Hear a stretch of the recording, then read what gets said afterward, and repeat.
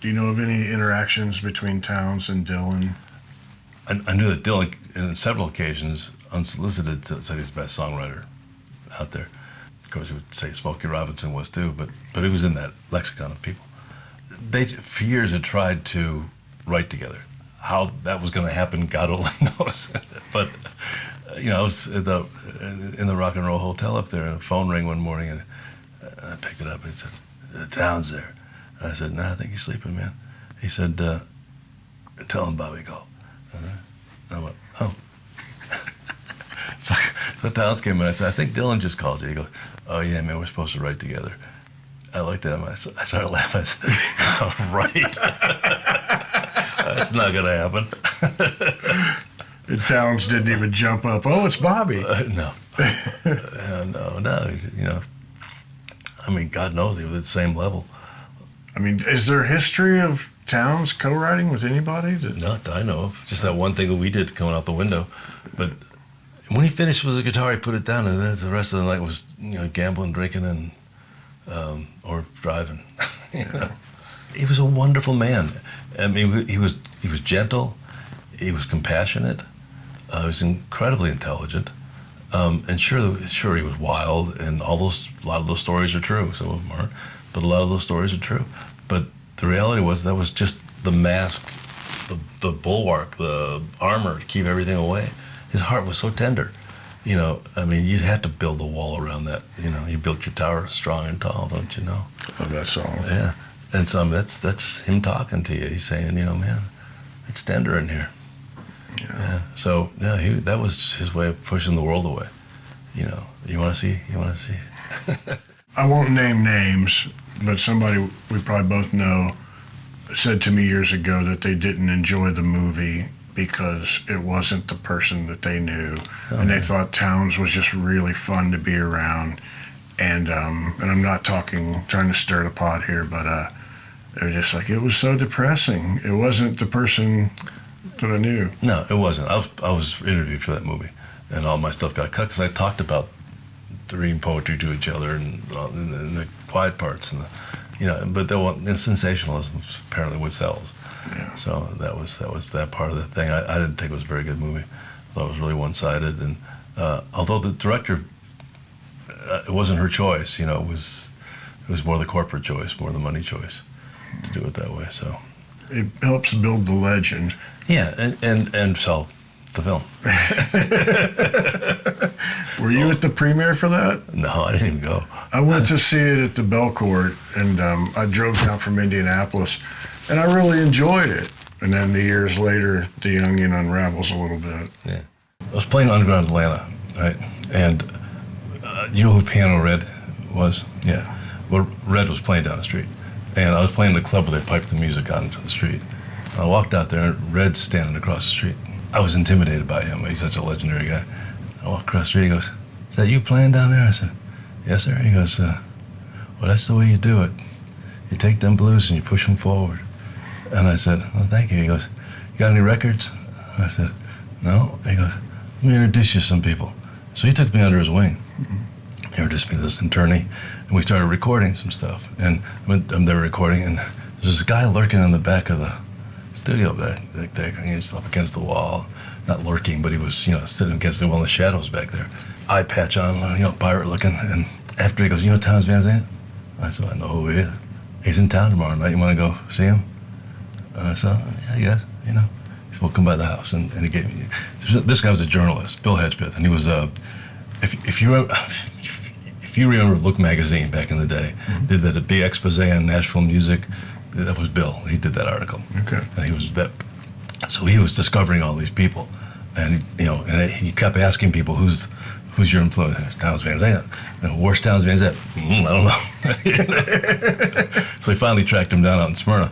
I mean, that's where it started, and so I went with him. And I'm sitting in the back seat with Townes, and Townes was not paying attention to me. He was just being Townes. He was out there, and but the electricity was palpable, and the energy was palpable, and I'm going, "Jesus, this is great," just the energy level here is great. And from that point forward, there was like 7 years where I would be booked on the same show or festival or something with him. You pay attention, he's just going, being Townes. one day we're in a joint. I get there early, and the club owner says, "All right, here's the deal. I want you going on at 8, Townes at 9, you at 10, Townes at 11." And I said, "Okay." And he goes, "I'm not going to be here." He goes, I have no idea where Townes is." And I said, "Well, okay." And he said, "But here's the key to the green room."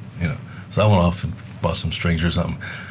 I came back and I opened the door to the green room, and calling this a green room was a real stretch. I was a bunker. There was no windows. It was pitch black in there. I opened the door. It's pitch black. But my spider senses went right up. I said, "There's somebody in this room." And I walked in, and I heard this voice in the corner come up and go. I took a knife, and I cut her from belly to throat. And I reached in, and I grabbed that heart, and I pulled it out. I'm going, "Oh." I said, "Hey, I'm going on at 8. You're going on at 9.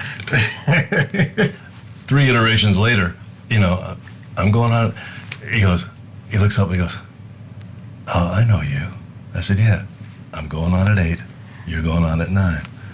And that was when we actually came together. And later that night, I said, "You need to ride back to the hotel because we're staying at the same place." He said, "Yeah, sure." And so we should have finished the show. He's at the bar and he's playing poker with the bartender. And he's beating the hell out of her and he's taking all her money. And I said, "Geez, man," I said, "why don't you just, throw the game?" I can't do that. The gambling gods, I can't. I said, "Well, then," I said, "we should go." He goes, "Just let me play this out." And he played it out to where she won and won more, legitimately, and then we went off. And we're driving back, it's pouring down rain, we're in the car.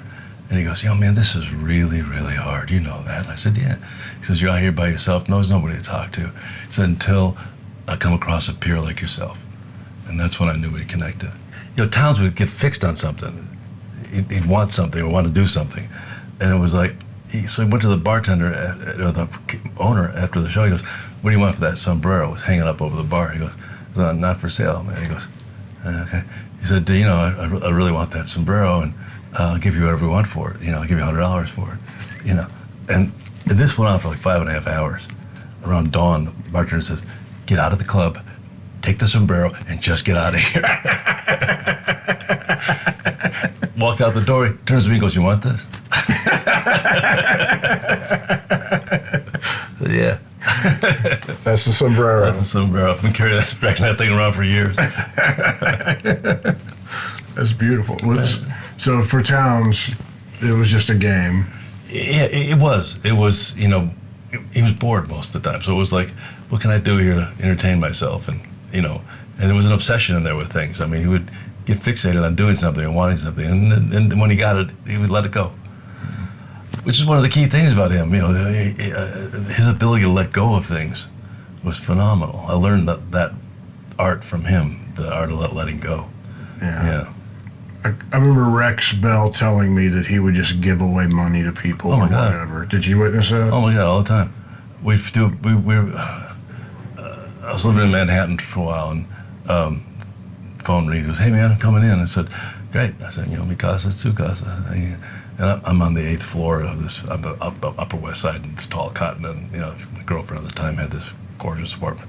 And I said, "Okay, man." I said, "Do not screw with the doorman. This guy's a Lithuanian. He's nuts. I mean, you don't want to screw with this guy." He goes, "Eh." So the way the building worked was they would buzz him up. They'd buzz you and say, "Got a guest down here," So it gets to be closer to midnight, and it's pouring down rain. And door open, knock on my door. Who the hell's knocking on my door, And I open up, and he's standing there drenched. And I said, "I'm not even going to ask you about the doorman." And he just stood there for the longest time. I said, "Well, come on in." He goes, "Ask me where I came from." I said, "Where'd you come from?" "Baltimore." I said, "Great. Come on in." He goes, "Ask me how I got here." "How'd you get here?" "Cab." And I said, "Why'd you take a cab?" He goes, "It's my birthday." I said, "Well, happy birthday. Come on in." The next day, he was playing up the Village, I think, at either the Gate or Gertie's, one of the places up there. And he goes, "You gonna come do a song?" I said, and I hurt my shoulder. I said, "Man, my shoulder's really screwed up. I can't, I said, I'll come down there with you, He said, "Yeah, okay, just like one song." I said, "Man, no." And this was a drill he would do with people. And I said, I said, well, come down. I said, maybe. He goes, you don't have to bring your guitar, just use mine. And I said, all right, I'm not going to do it. And so the room was full. There was a line out the door for the second show, we're in the heart, belly of the beast of the folk scene, And he goes, ladies and gentlemen, he goes, I'm going to take a break. But I got a friend of mine, just moved back to your beautiful city here, and he's really good, man. He said, I want you to take a listen to him. I said, I'm not going to come on. And I walk out, and he goes, he hands me the guitar, he goes, I'll see you in 30 minutes. Did you play? Of course I played. And it was great. People loved it. So at that point, I was writing music for PBS, for some of the PBS shows. And I had an agenda. He goes, well, just come up the river. We'll go up the Hudson a little bit, So I said, okay, I'll give you a week, And so we started going up these little clubs up and down the Hudson, going up towards New England. And one night we're in this one joint, and this is how beautiful this guy was. There's this guy with his wife and his kid there, guitar, come to see him. And he goes, do you mind if I get that guy play something? And I said, what the hell? He said, he goes, okay, so why don't you do a few songs for us before the show? And then he slipped him like $300, yeah, that kind of thing. We're in Manhattan walking, coming back from that gig and we're stepping over homeless people, like right and left. This was back in the 80s or, somewhere in the 80s. And it was, we just walking over people. Every once in a while, he'd pull a $100 bill out and he goes, you see this? What is it? It's $100, Put it in his pocket. And we keep walking up going, and we're stepping over more people. He said, so excuse me, Townes, what is your criteria for giving? And he said, if they're awake and conscious.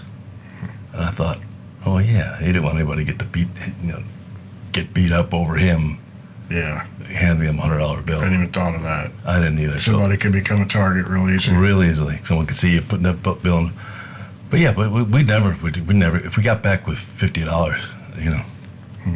Why do you think that he didn't seem to care about keeping money around so much? Money was fluid, that's all. It was just a thing. Next gig was pay the same amount of money, you get more money in your pocket, and you go and do the next thing, Yeah. I mean, people would step in and take that money, Janine or whoever, of course the management, here, get their share up front, but his personal share was,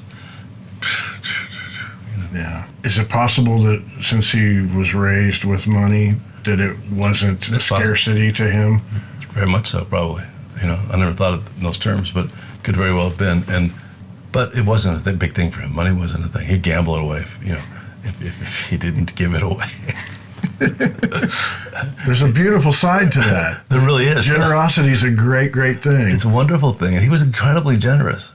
If he liked you, if he thought you had some kind of value and you weren't bullshitting, if he thought you were the real thing, he would use that periodically, go, hey man, that's the real deal, If he said that about you, that was his imprimatur, that was his blessing. And he would do whatever he could do for you, Was his bullshit radar really good? Oh my God. Oh no, it was exceptionally good. And he would say, he wouldn't say anything. He's really polite. He was raised polite. He was really polite. One night over here at the Rock and Roll, we were the circus was. I say the circus. Sometimes he'd go out in the street and pick up everybody.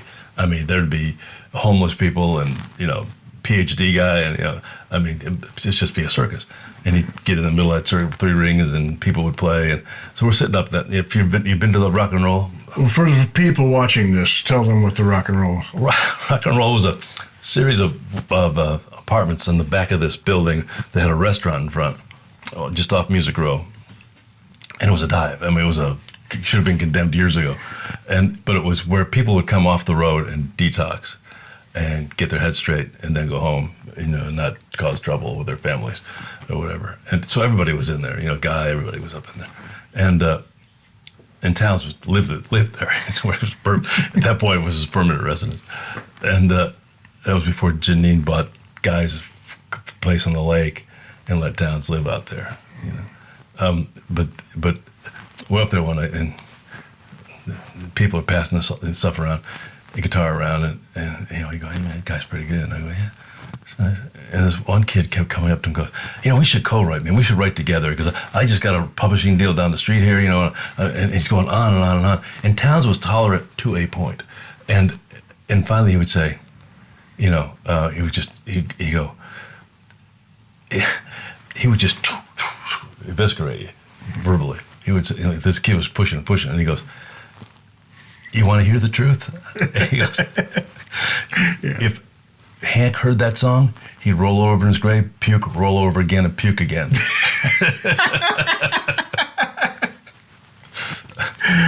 5 minutes later, he's got his arm around the guy going, let's go get a drink, man, come on, let's go buy you a drink. But you didn't push him to a point.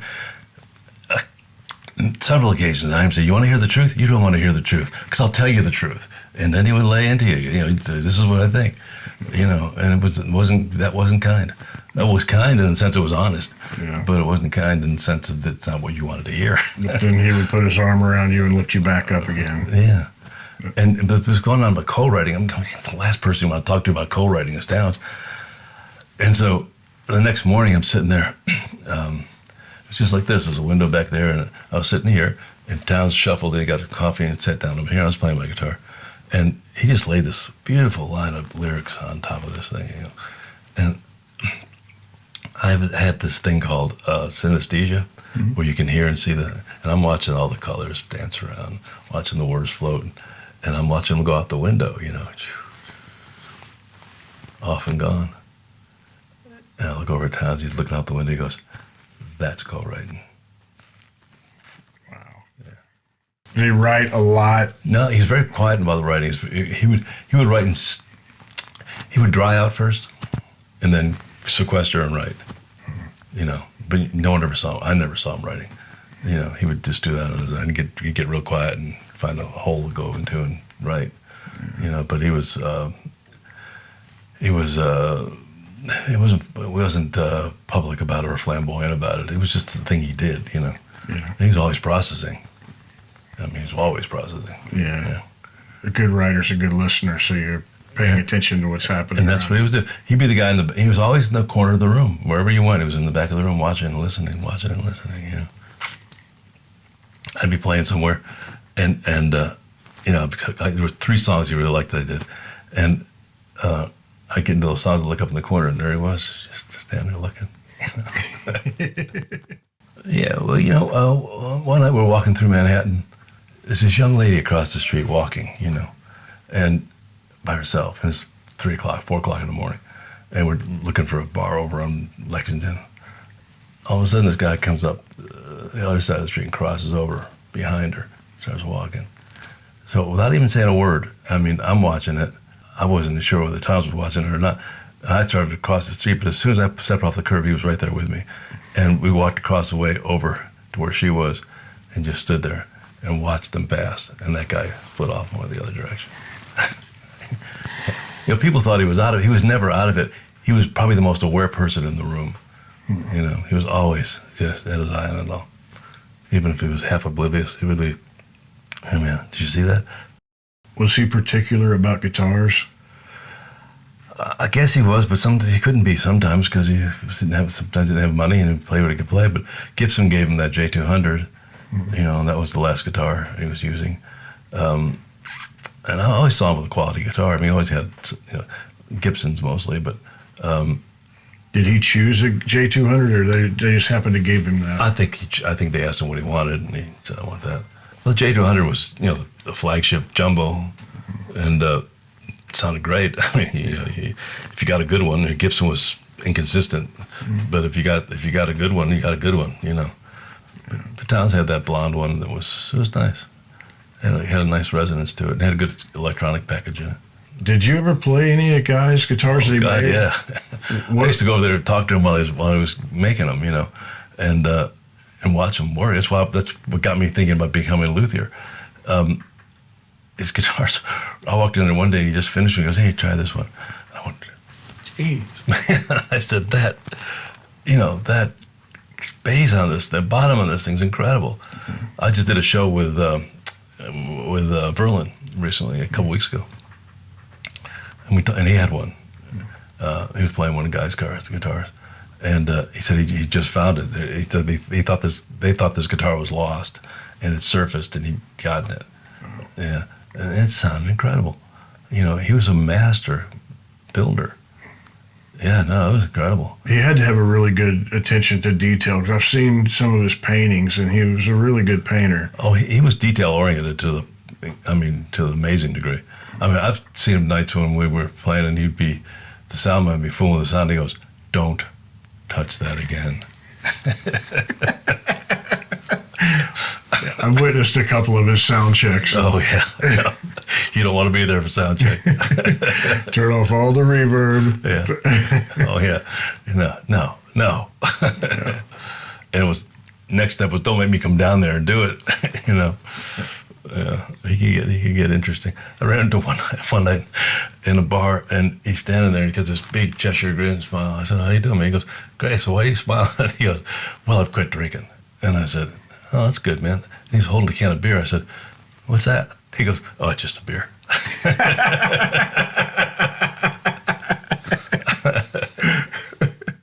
Do you know how many guitars Guy made in his lifetime? You know, that's a good question.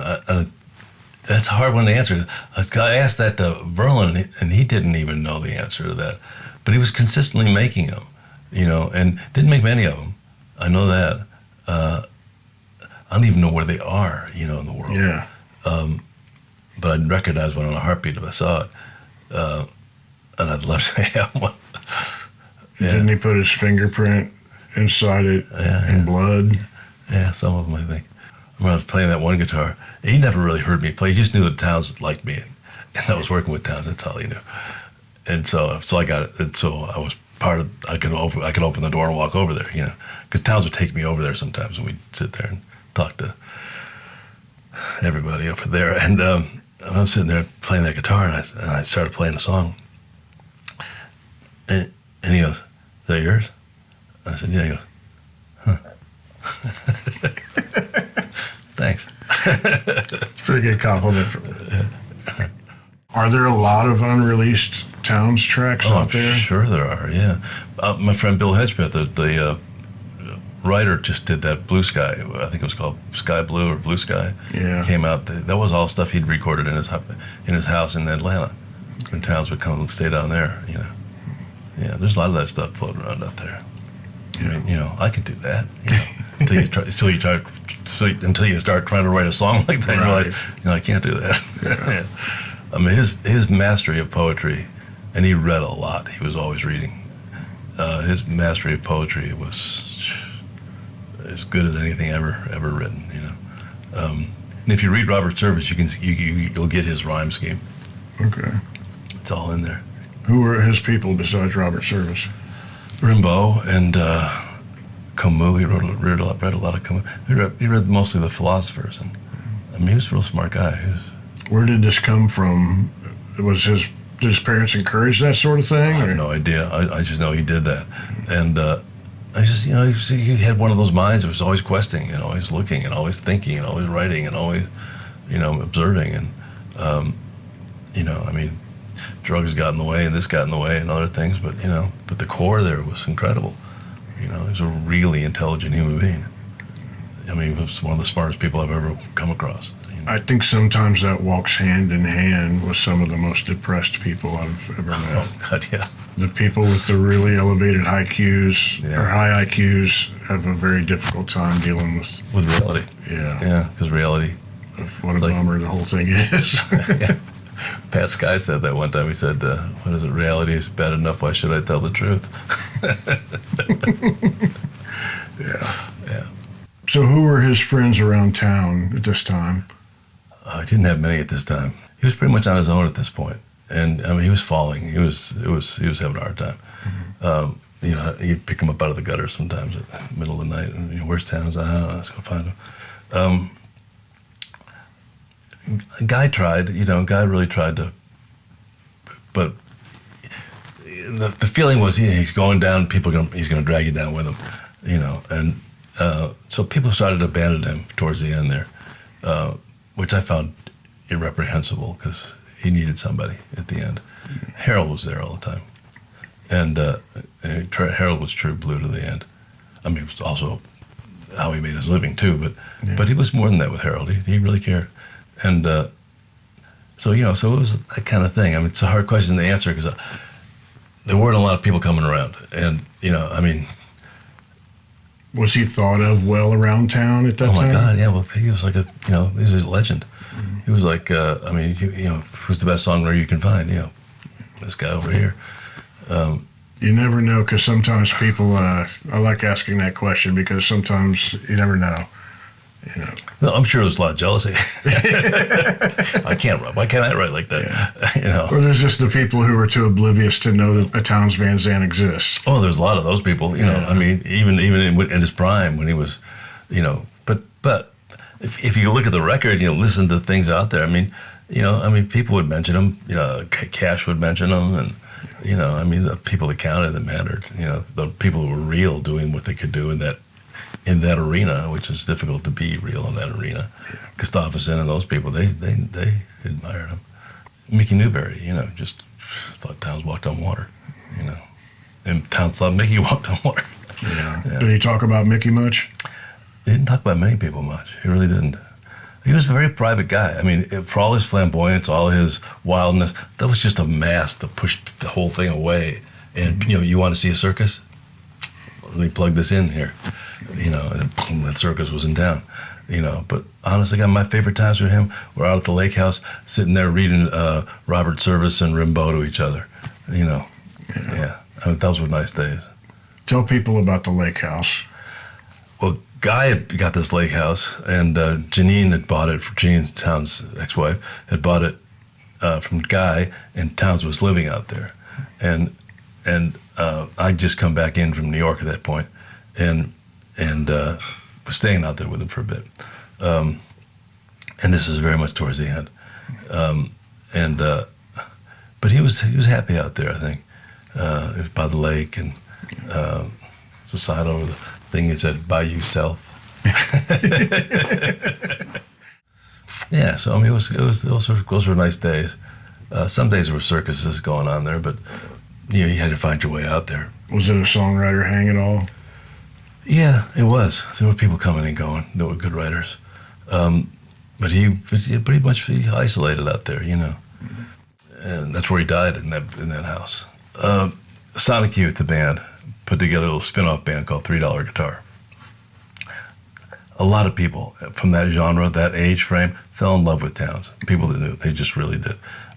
Cowboy Junkies, those people, they just loved him. And so these guys got, I don't know what the channel was, but they wanted to produce. And they got a Geffen deal on this to produce Townes in Memphis. I think what their deal was when they signed to Geffen, part of the deal is they would create an imprint that Sonic Youth could get bands to put out so they could bring people with them. Right. And then Geffen would use their promotional arms to promote that, and Townes was like the third person that they did that with. Very possible. Unbeknownst to a lot of people, he had fallen, and he was walking around, he was limping, then he was walking around with a stick, but he was hiding the pain, and apparently it was really painful. He'd broken his hip, and nobody knew it, and he didn't say anything to anybody. He had a lot of dignity and a lot of pride, and if he'd go to the hospital, they'd make him dry out, and that was a nightmare. And he didn't want to go through that, and he didn't want to see him go through that, so he avoided all that. I walked by him one afternoon, and he goes, "Hey," he goes, "I'm going to do Dying Crap Shooter Blues, that Blind Willie McTell." And I said, "Makes perfect sense." He says, "Yeah." He said, "But I want you to play it." And I said, I injured both shoulders different times. And I was doing video work, and I took a dive off, I was catching a shot, ran right off a porch and did a flip. And so I was recovering from that. And he goes, "I want you to play it." I said, "I don't think I can, man." I said, next day I walked by, he goes, "So when we get to Memphis, I want you to do it like this is how I'm going to do it. I said, Townes, I'm not going to do it. It's not for like 3 days. And finally, I walked by him one time, and he goes, between you and me and Blind Willie, we'll nail this. And what he was saying was, if you don't do this, I'm about to channel Blind Willie McTell, and if you don't want to do this, you're not who you say you are. I turned around and said, fuck you, man. And so I went and I learned it and I did it. And I said, I don't need to go to Memphis to do this. I said, I just put it on a DAT. You guys could run it up there and Townes and sing it. Okay. And so off they went, him and Harold.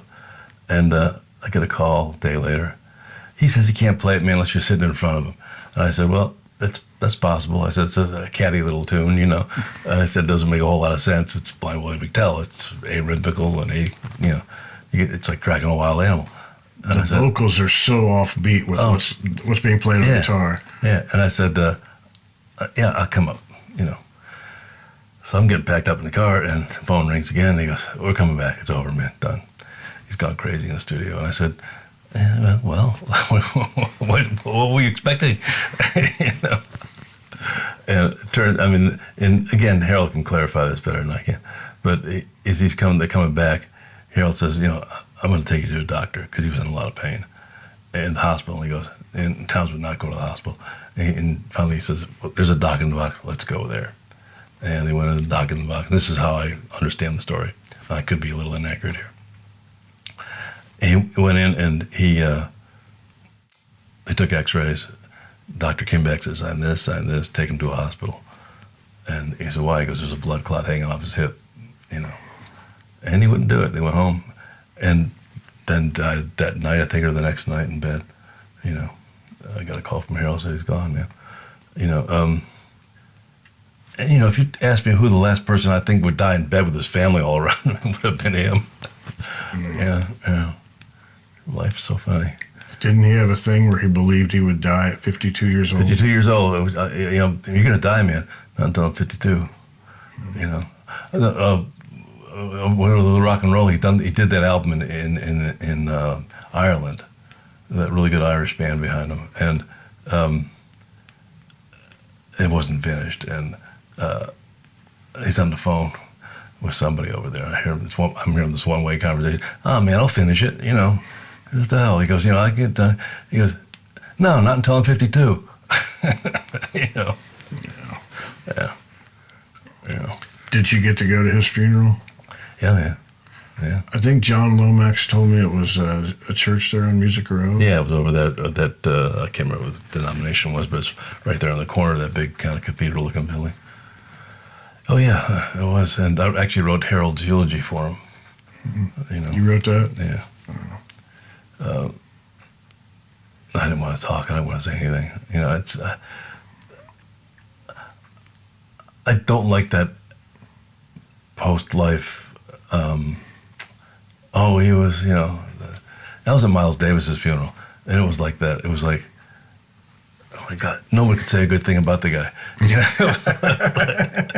It was like, no, I'm not going to do that. Yeah. It was too complex. You can't put that in a box. Was there a lot of people there? Oh yeah, the place was packed. Oh yeah, everybody. Emmy Lou and Rodney and everybody. Yeah, a Guy. Everybody was there. And then we did a wake at Guy's house that night, and that was intense. What do you remember about that? I remember everybody was there. I remember the phone was off the hook, and Ramblin' Jack was on the other end, and people would walk up and start talking to him, and start crying, put the phone down, and that sort of thing. I remember some kid bugging Guy about the Randall knife, and Guy turns and goes, "You want to see the Randall knife? You want to see it?" Okay. You don't want Guy Clark asking you that question. You don't. Not when he's grieving and loaded. Yeah, that night was intense. Everybody was there, and everybody was grieving in their own way. A complex room.